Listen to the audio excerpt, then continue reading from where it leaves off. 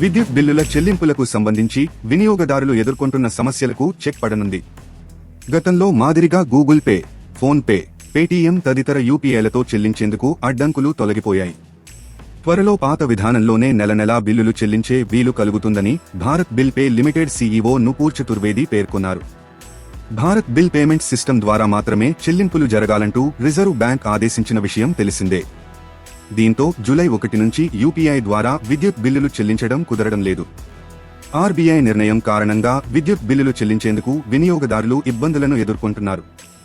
దీంతో తెలుగు రాష్ట్రాల విద్యుత్ సంస్థలు స్పందించాయి. బిల్లు చెల్లింపులను సులభతరం చేసేందుకు టీజీఎస్పీడీసీఎల్, టీజీఎన్పీడీసీఎల్-లతో పాటు ఆంధ్రప్రదేశ్లోని ఏపీసీపీడీసీఎల్ సంస్థలు భారత్ బిల్ పేమెంట్ సిస్టంలో చేరాయి. ఫలితంగా యూపీఐలతో పాటు బ్యాంకులు, ఇతరత్రా ఫిన్టెక్ సంస్థల సాయంతో విద్యుత్ బిల్ చెల్లించే అవకాశం వినియోగదారుడికి కలుగుతుందని చతుర్వేది వివరించారు. హైదరాబాద్ కేంద్రంగా ఉన్న టీజీఎస్పీడీసీఎల్ ఇప్పటికే ఫోన్ పే ద్వారా చెల్లింపులను స్వీకరిస్తోంది. త్వరలో గూగుల్ పే, అమెజాన్ పేతో కూడా చెల్లించవచ్చని అధికారులు తెలిపారు.